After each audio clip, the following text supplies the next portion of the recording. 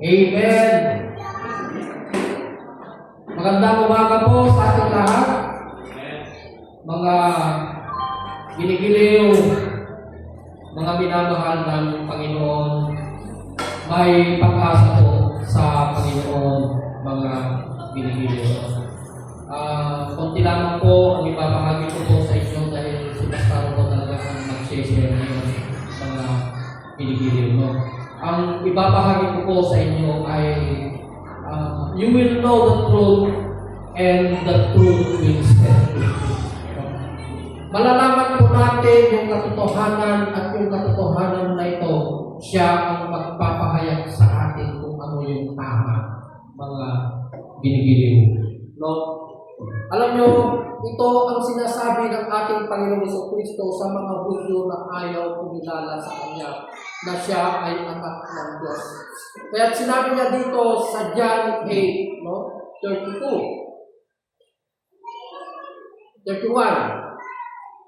Sinabi naman ni Jesus sa mga Hudyong naniniwala sa Kanya. Ang mga Hudyo kasi, ito ang bayan ng Panginoon kasi ipinanganak ang ating Panginoong Jesucristo sa lahi ng mga Hudyo. Jews. Kaya nga tinawag silang Jews kasi nakatira sila sa Juda. Nahati kasi yung dalawang lugar na yon sa Juda, yung sa mga ginigiliw, no? At nasa 32, makikilala ninyo ang katotohanan. At ang katotohanan ang magpapalaya sa inyo. Makikilala niyo ang katotohanan at ang katotohanan ang magpapalaya sa inyo. Ang sinasabi dito ng ating Panginoon na katotohanan ay walang iba kundi ang kanyang sarili na siya ang katotohanan. He is the way, the truth, and the life, mga ginigiliw. No? Alam mo kung isa kang Kristiyano o sinasabi po natin na tayo ay isang Kristiyano, mga ginigiliw. Subalit, ayaw natin pakinggan ang katotohanan o ayaw natin i-confess yung mga pagkakamali po natin. Yung mga kasalanan po natin, mga ginigiliw. Ibig sabihin, mga ginigiliw, wala sa ating katotohanan. Yung hindi natin pag-amin ng mga kasalanan na ginagawa natin sa harapan ng Panginoon, ay matuwid akong tao, malinis akong tao. Yun ay isang palatandaan ng pride. Ibig sabihin, mataas ang pagtingin mo sa iyong sarili. Kaya ito ang pagtingin ng ating Panginoong Jesucristo sa mga tagapagturo ng kautusan na masyadong mataas ang kanilang pagtingin sa kanilang sarili, yung mga religyosong tao ng mga ito. Because of their pride. Kaya ayaw nilang kilalanin ang katotohanan ang ating Panginoong Jesucristo, mga ginigiliw.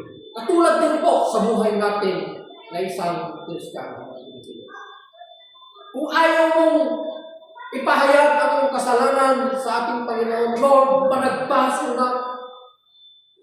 Numadin kaya't may bagay, hindi ka banag kinyapo, nuti ka na yung ibagbagang, nadalos na ka tao, nalugtog na ka tao, dahil tati, idek-deklaram, kadang ititat tao, uno dahil idek-deklaram, makanayon kinyapo Diyos, han kanto ni Pulos maagasan.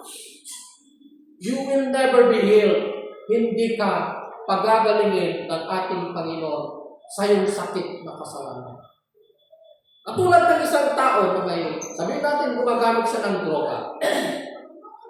Ang isang tao na gumagamit ng droga, pag pumunta siya sa isang, sabihin na lang natin pastor, o pumunta siya sa isang pulis, mga ginigiliw, na ayaw niyang aminin, ay hindi ako gumagamit, sir.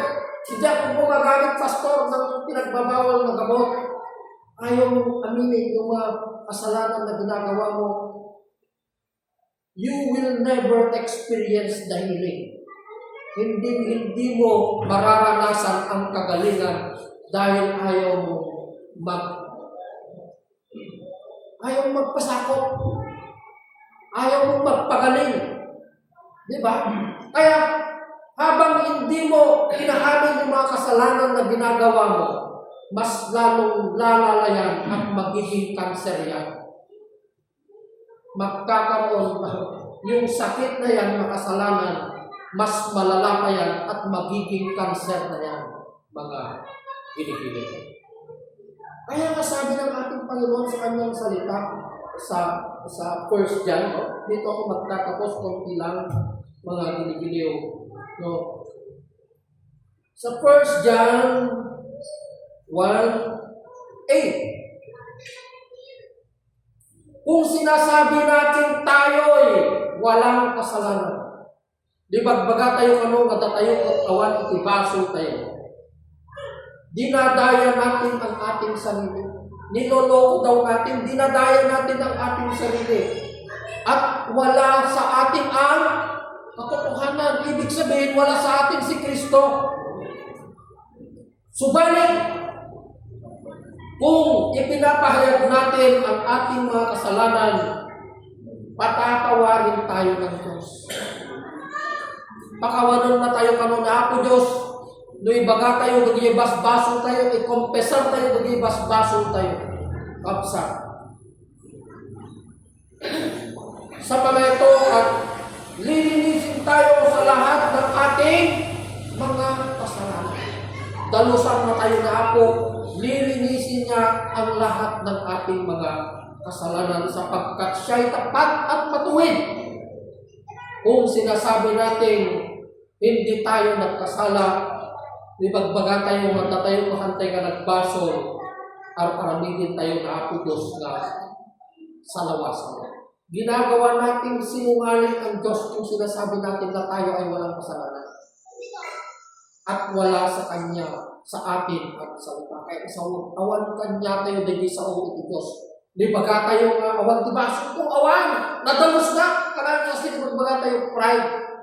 Araw-aramidin tayo wala Apo Diyos sa lawasan, sinungaling ang Diyos. Pag sinasabi natin na tayo ay walang kasalanan sa ating Pilipinas. Alam mo kung hindi mo kayang aminin sa iyong sarili na ikaw ay may kasalanan, hindi mo matatanggap ang grasya at awa ng ating Pilipinas. Hindi mo matatanggap ang kanyang kaloob na banal na Espiritu Santo sa ating Pilipinas. Yung ang pinakaunang kaloob ng Diyos sa isang tao na nagpapakumbaba, na umaamin sa kanyang sarili na siya ay makasalanan, Lord, managbaso. Kaya naranasan ko ang biyaya at awa ng Panginoon. Naranasan ko, natanggap ko ang kanyang Espiritu Santo. Bakit? Dahil ako ay nagpakumbaba at kininala ko ang aking sarili na ako ay makasalanan. I received one of the gifts. Natanggap ko ang isa sa mga kaloob ng ating Panginoon sa Kristo, aside from the gift of faith, gift of interpretation, gift of wisdom. Ito ang pinakamatindi na natanggap ko sa ating Panginoon. The gift of the Holy Spirit, the gift of tongue. Hindi ka makakapat, hindi mo pwedeng tularan yung magsalita ng heavenly wisdom, heavenly knowledge. Kung nag-i-speaking in tongues si pastor, ay gusto ko rin tularan nyo, maawala sana nagadabas, sinihalabaga, o wala sinigalaga. Hindi mo pwedeng tularan yung heavenly wisdom na yan, or heavenly language na yan, kung hindi malinis ang puso mo na haharap sa ating Panginoon. I always practice, I always spoke in tongues in my prayer room. Yun ang ginagawa namin mag-asawa when we enter inside our room. Nag-prayer in tongues kami dalawa. And that is one way of communicating to the Holy Spirit. Kaya biyaya ko yun. Naisip po ninyo, marami ang hindi lahat ng pastor nakakatanggap ng biyaya na yun ng Panginoon. Doon nagsimula ang pagbabago ng ating buhay. When I received the gift of tongue, grabe ang ginawa ng Panginoon sa akin. Parang ayaw ko nang lumabas ng mundo. Gusto ko, nagkukulong na lang ako. I spent more than 3, 4 to 5 hours sitting with the Lord, reading the Word of God, communicating with Him. Takot ka nang makita ang kasalanan ng mundo. Takot ka nang makita ang ginagawa ng tao sa mundo. Gusto mo, nasa presensya ka na palagi ng Panginoon.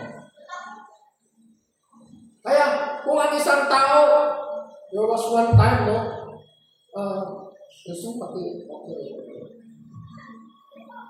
There was one time,